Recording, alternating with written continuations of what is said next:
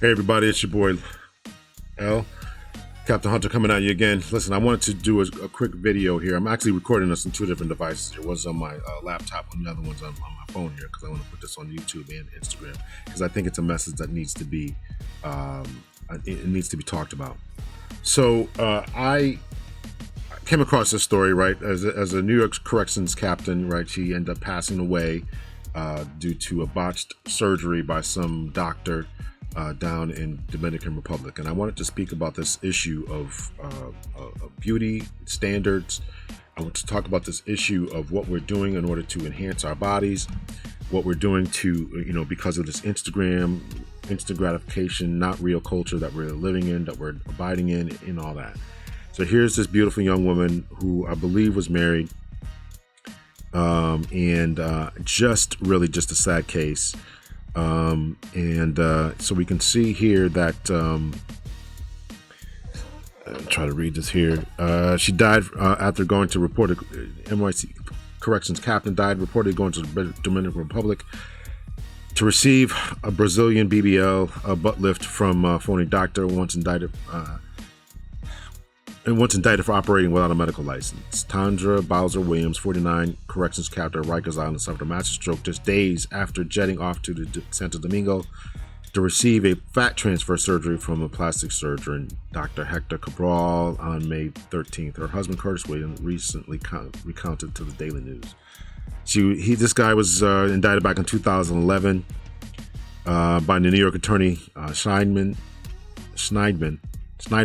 on 10 counts of operating without a medical license and fraud. So I guess apparently he was up in New York and then up and transferred down to NYC. He was accused of charging consultants and all that kind of stuff.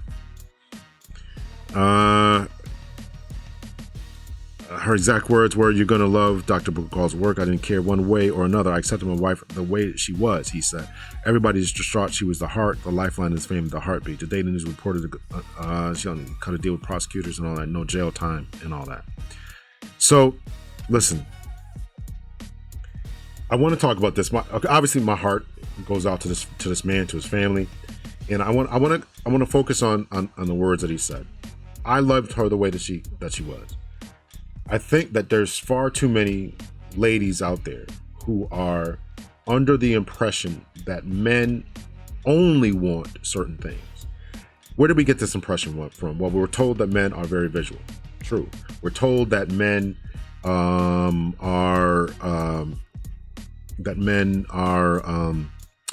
you scroll through your man's Instagram and you see all these different pictures of women with long hair. You see them with BBLs, you see them lighter complected, right? And so I think that many times many women are trying to match this particular type of image that they're seeing when they scroll through Instagram themselves, when they maybe go through their men's profiles or see what his browser history looks like and what he's looking at and all that kind of thing. But I think the most important thing that a woman can do in order to enhance her beauty is, number one, just be yourself. I say that with all sincerity and all honesty, right? We love you the way that you are. You're brown skinned. And I know this is incredibly difficult and tough for African American women because you're under the impression that some of you are under the impression that men are looking at lighter complected individuals, white women, Asian women, Hispanic women, etc., because of their complexions, because of their hair texture, because of the long flowy hair and all that. And that's not necessarily the case. We love you the way that you are. We love you in your natural beauty, the way that you came out of your mother's womb and the way that your hair naturally grows out of your head. But then why don't I get hollered at? Why don't men are in my DM box? And how come when I put this stuff on and I'm getting more DMs, I'm getting more attention? Listen, I think that the people who are giving you that type of attention are looking at simply the physical.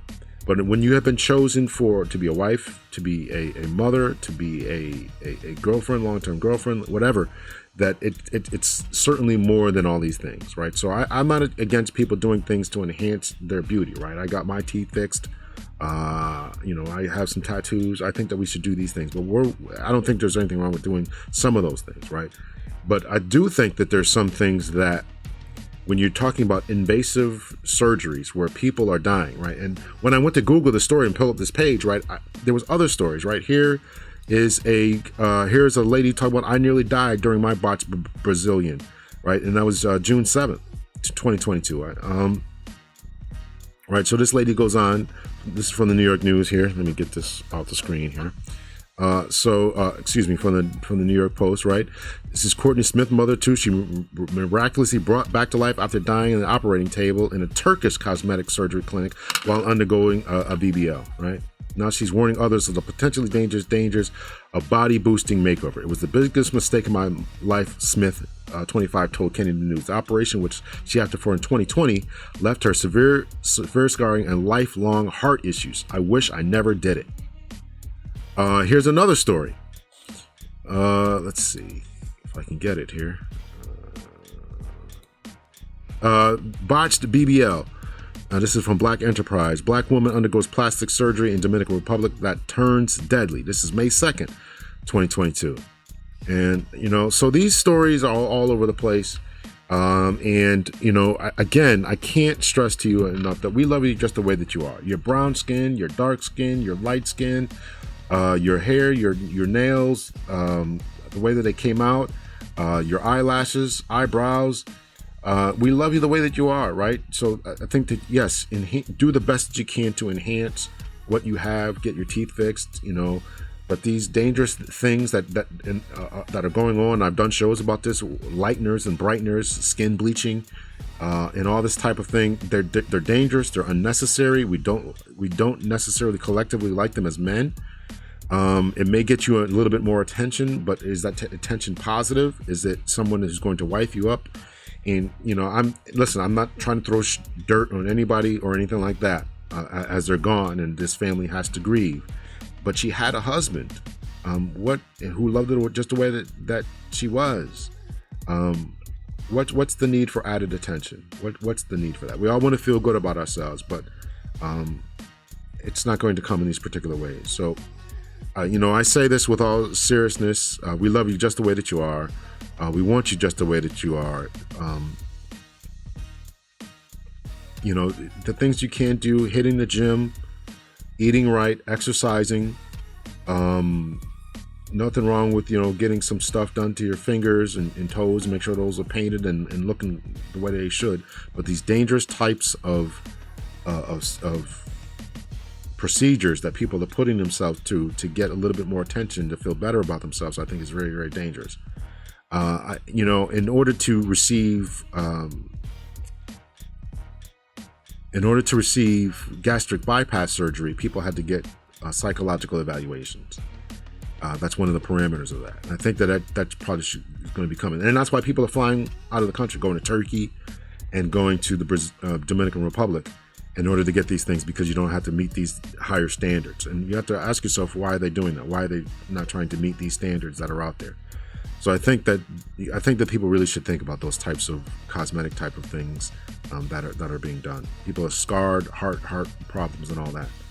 So listen, we love you just the way that you are. I know this is the battle of the mind a lot of times, but you really have to fight against these outside pressures and outside forces that are telling you that you're not good enough the way that you are. So with that being said, ladies and gentlemen, much love and peace.